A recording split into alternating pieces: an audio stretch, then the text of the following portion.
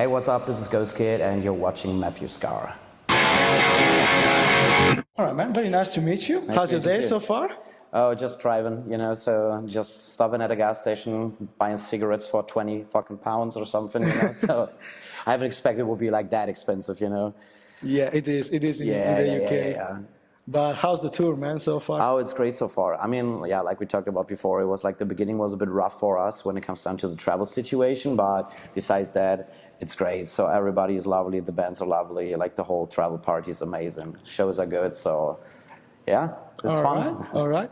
And do you have like a favorite part of the set, a song you enjoy the most to play live at the moment? I would say probably from the new record, Dahlia. This is probably like the song that is the most fun to play for me personally as a singer, but I don't know. So, but it's just at the end of the set, so I have to wait for it, So, Okay. but It's a long all wait. the tracks are fun, So yeah, but it's hard work still, just to get used to kind of like the new stuff, because we just had like 3 days to rehearse or something. It was not a long time. Okay. Yeah, it takes a while to. Yeah. Especially for new songs. Absolutely, yeah. You have to play them several times live. Sometimes, like with the old stuff, So this track "Dirty," I don't know. It took me 1 year just to figure out, okay, how can I sing that properly live? It's always like this routine. Did you go back to listen to your first debut album recently? It felt different now that Hollywood Suicide is out. I would say yes. So for me, it's always hard because I'm just writing all that stuff and so on, and so I can definitely tell, like, for the first record, I had a lot more time. I mean, even if it's just 4 years later now, so basically I had a lot of time to write this one.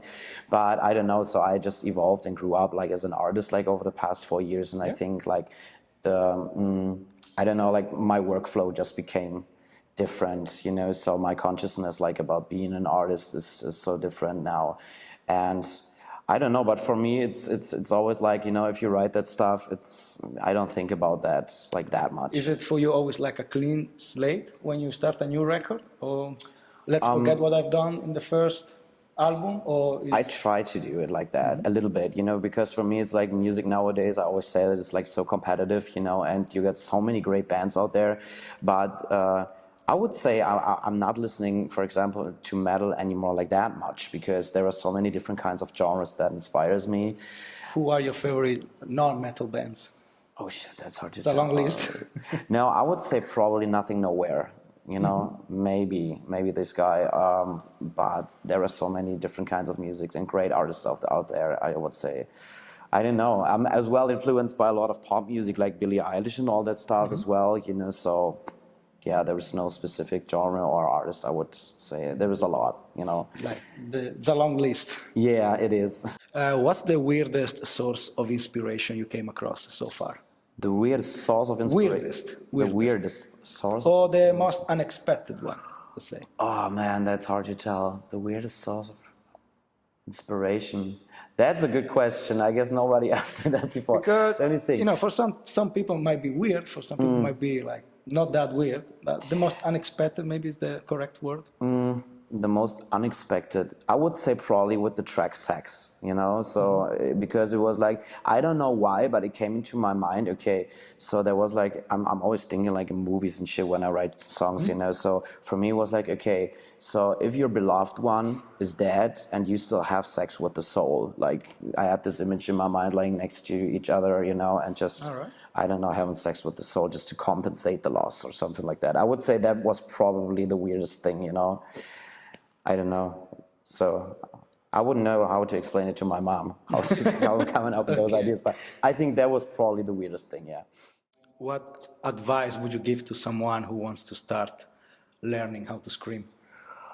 To learn how to scream, I would say, I would never consider myself a good singer. So just try to find a good technique that works for you, and then just get some routine, just practice, that you don't blow out your voice. I would say that's the best advice I could give, but I'm not good at screaming, I'm not good at singing, so I just do it somehow. But yeah, I think just check out some proper techniques. You're screaming your lungs out of in the new record, man. It's like you're not holding back, like not for a bit. Like, Yeah, it's but it really- took me a long time to figure that out, you know. So I changed when I left my old band. I changed my whole technique, like to how Okay. to scream. But I never really just checked on, I don't know, like different techniques and so on, you know. So I just discovered everything by myself, how to do it. And even if I had some vocal lessons and all that stuff, that was more for singing. I would say, for me, I'm more the one who just have to discover it by myself, and then I just have to keep the routine.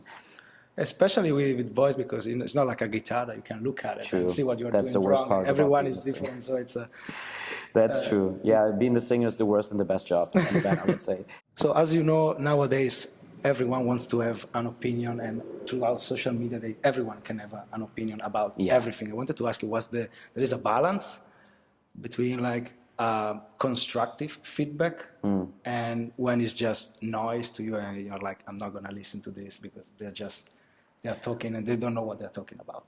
I mean, it depends, you know. I mean, nowadays, social media, you know, everybody, for me, I always used to say everybody has a loaded gun, you know, so it just depends on if the person is using it like for a good cause or not, you know, so because you can just destroy somebody's existence like that easily, you know, and I mean, it's the same thing like with hate comments and all that shit, you know, so I'm not giving that much attention, but I fucking love those trolls, you know. It's like if when the comment is like really fucking stupid, I love to respond, you know, so because I love this discussion about what's going on and so far. But I would say, you know, it's hard to tell. Sometimes even you have to listen to those guys, you know, and just think about. But basically, I think just do your own thing, you know. So there are just people who just want to give their opinion, just, I don't know, to just spread some hate or whatever, you know. For me, it's like if I don't like somebody, or even if I don't like an artist or whatever, I would never write a comment, you know, because I think everybody should respect each other. But nowadays it's so fucking fast, it's so easy, you know. Nowadays with a click you can say whatever, absolutely, whatever crosses your mind. So yeah, it's weird. I hate social media for that. Do you find the time to write while on tour? Do you like to write while on tour?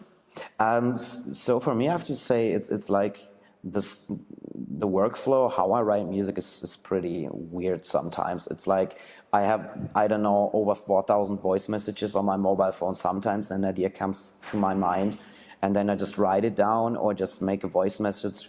Sometimes it's like a melody, a chorus or whatever, or just some fragments of lyrics and so on. So I'm just collecting, you know, and as soon as I'm in the studio, I try to just realize it somehow. I mean, yeah. Okay. And what's your take on AI? Because, I mean, it's here to stay, like it or not. For you, it's a no-go, or it's something that can give like extra data to work on? I think it's useful for some reason, for something it's useful, you know. So for example, if I use Photoshop a lot and if I'm doing designs and all that stuff, you know, if you have to just, I don't know, remove an area like on a picture or something, you know, you can do it now with one click. And this is definitely helpful, you know. I had huge discussions with my bass player. He's a tattoo artist, you know, about that stuff. He was like, no, it's stealing art, or it's just not like the right way to do it. Yeah, if you use it as a tool to create art, I completely agree with that, you know. But if you use it as a tool just to make your workflow more efficient and easy, you know. And it can save also some time. Exactly. So there is one example, like when I shot the single cover for Heavy Rain, you know, so I had this little glass dome and there was like this glass ball on top. So, and I mean, like with glass and all the structure, you know, it's a pain in the ass, like to remove it that you can't see it, that it actually looks like a glass dome. Wow. So with AI, I was like, okay, remove this ball. So that's done. You know, it's like 5 minutes compared to, and this is not art, it's just like, you know, fixing stuff, you know. And I think if you use it as a tool for efficiency, that, for saving exactly, yeah, time. But on the other hand, I think I'm a bit scared, you know, because I think it could be like pretty dangerous, you know. Yeah, especially when you hear about, you know, replicating voices and literally writing songs from start to finish. Yeah, true. And they're good. That's the problem. What do you think is the biggest issue in the music industry at the moment? The biggest issue in the music industry? Oh, that's a good question. That's a good question. I would say overall that it's pretty hard nowadays just to focus on your art. You know, it's more like, I mean, like social media, streaming, it makes it so fast, you know, so you can't just focus on one thing that you want to do. You have to do like a lot of different things that has nothing to do with music in the first place, you know, but it goes hand in hand. And I think this makes it pretty hard for an artist like to really, I don't know, for me, it's more like it's so fucking fast, you can't really focus sometimes on the quality, you know. I think this is like the biggest issue because the industry became so fast and you have to do a lot more compared like to back in the days where... You feel like the pressure of putting new music and new material almost every day. Yeah, the pressure is really fucking high nowadays. Yeah, I think this is probably like the worst thing about the music industry nowadays. Yeah, I mean, it's a good thing that there is so much music you can choose from, but because of social media and stuff, sometimes you don't come across some of your favorite bands for years. Yeah. I recently discovered some bands, they've been around for 10 years. And I mean, that's a good thing though, because you're surrounded by so many good artists and you're discovering a lot faster than back in the days. Absolutely. But if you have discovered something, you know, I think it's so oversaturated, you know. It's like back in the days, it was like, okay, you buy the CD, you love it, you know, you just keep it for yourself. You just go to the shows. It was more like, it was not like this oversaturation while it was not there. I mean, on the one hand, it's good because you get attention pretty fast if you're doing a great job. Yeah, and you can also be able to get out there on social media.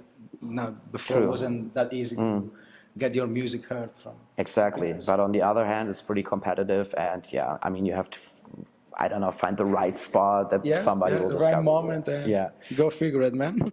Can you describe each member of the band with one word? Oh shit, that's hard. Each member of the band, oh damn. So my guitar player, Japo, I would just say weed. Okay.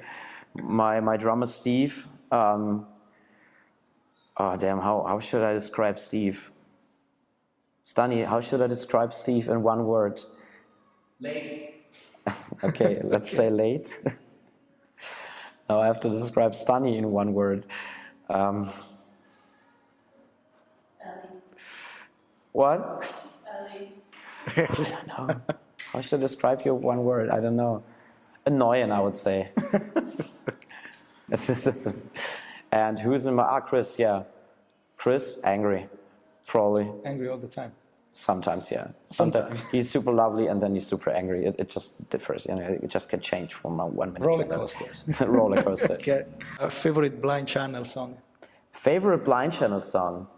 I would say, I can't remember the name. But they got a lot of great songs. I would probably say, oh damn, let me think about that. My mind is a mess today.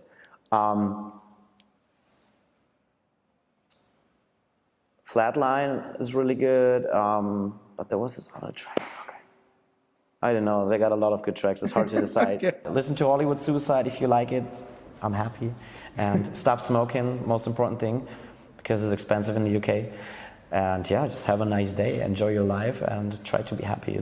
Nowadays it's hard.